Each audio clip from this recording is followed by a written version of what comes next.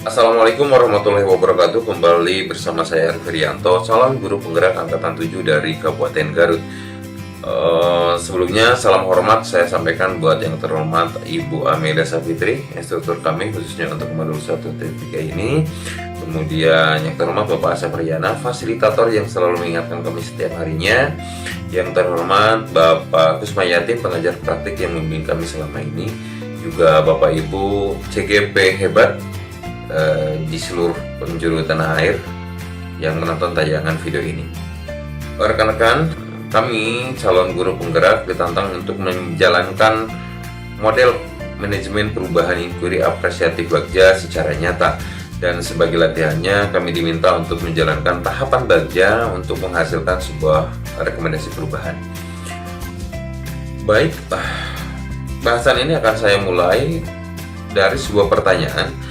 Mengapa harus inquiry apresiatif Bagja?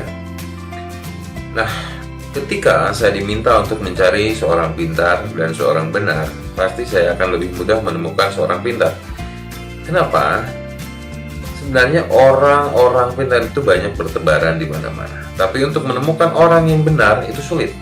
Yang pertama menyangkut kualitas kognitifnya, dan yang kedua menyangkut kualitas nilainya. Artinya integrasi antara potensi-potensi kognitif, afektif, psikomotor, sosial, dan spiritual. Kita tahu bahwa pendidikan dewasa ini sangat disibukkan dengan kegiatan dominasi kognitif, di mana para pendidik di sekolah hanya berperan sebagai pengajar atau transfer of knowledge, walaupun tidak semuanya, tapi kebanyakan seperti itu. Padahal kan idealnya hubungan yang harusnya terjadi antara guru dan murid adalah setara, yaitu guru adalah sahabat dan sekaligus teman bagi siswa untuk saling berbagi dan memperkaya wawasan pengetahuan.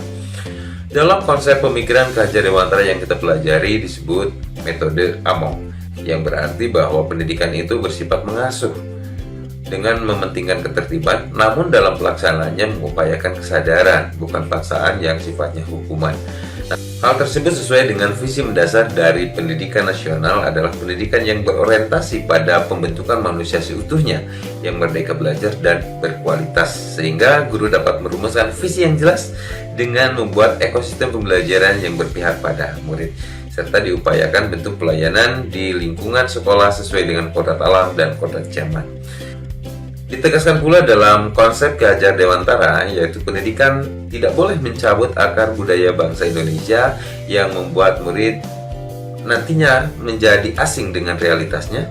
Justru melalui pendidikan harusnya membuat eksistensinya mampu berdiri sendiri, tidak tergantung pada orang lain, dan mampu mengatur dirinya sendiri. Pemikiran Kajar Dewantara yang sangat menggugah hati saya untuk melakukan aksi perubahan adalah sebuah kalimat: anak-anak hidup dan tumbuh sesuai kodratnya sendiri.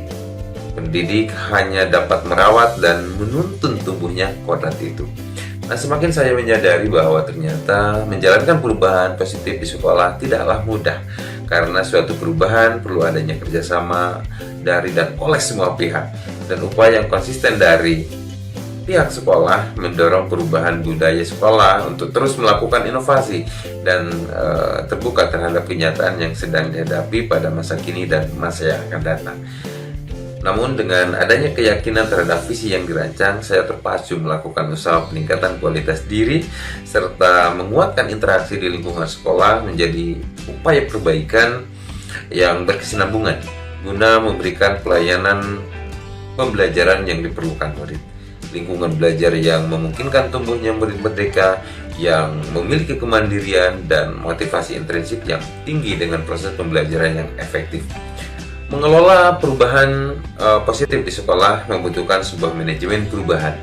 Kebetulan pada modul 1.3 ini, kami calon guru penggerak disodorkan dengan materi paradigma inquiry apresiatif Bagja, yaitu pendekatan kolaboratif dalam melakukan perubahan yang berbasis kekuatan.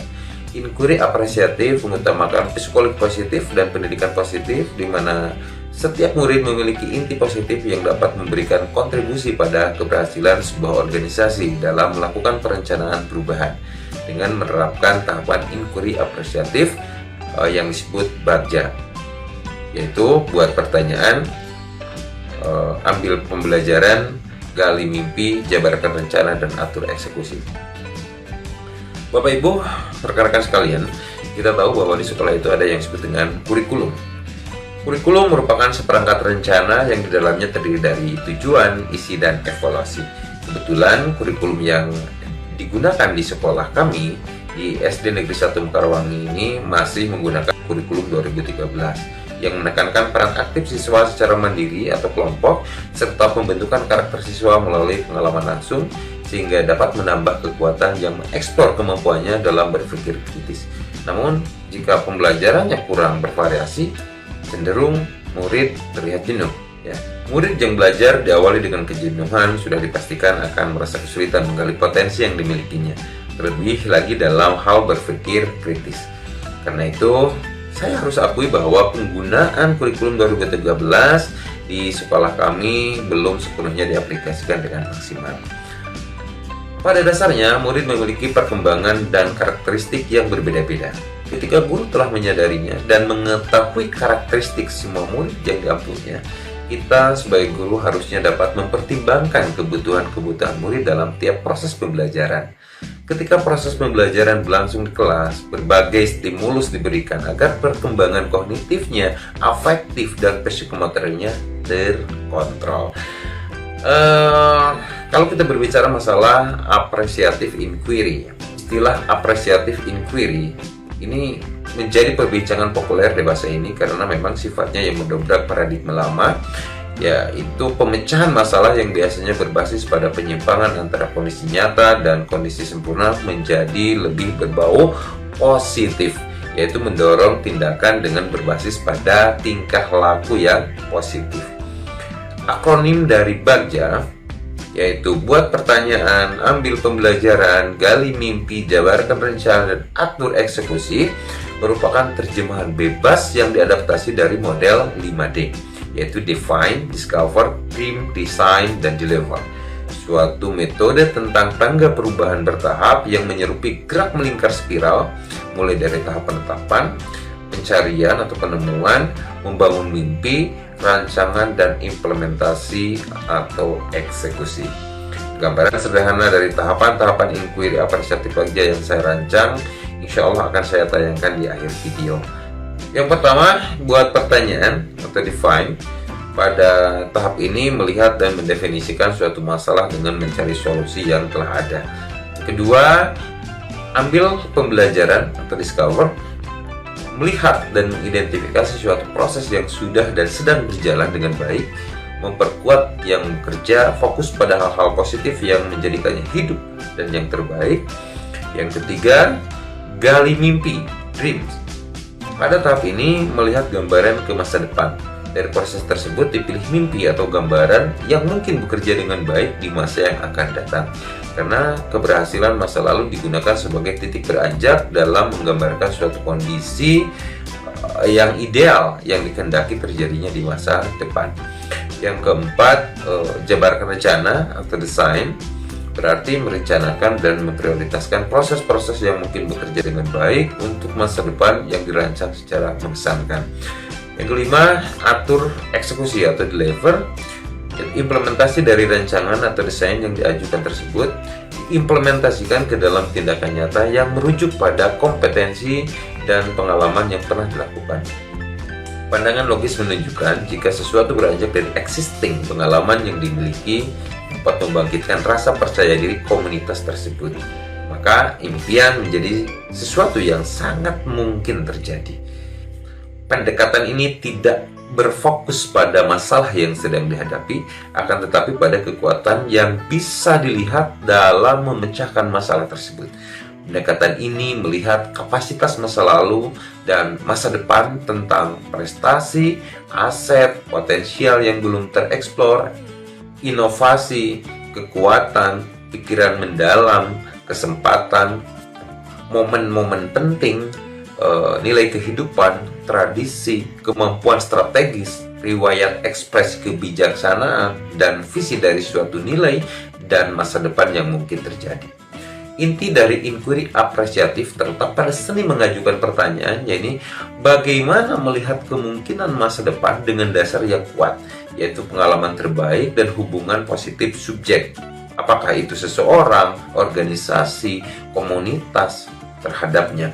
Dengan demikian, inquiry apresiatif bekerja dengan asumsi bahwa lingkungan ini tercipta untuk mendukung sistem kehidupan dan selalu tersedia kapasitas yang sedang berjalan dengan baik.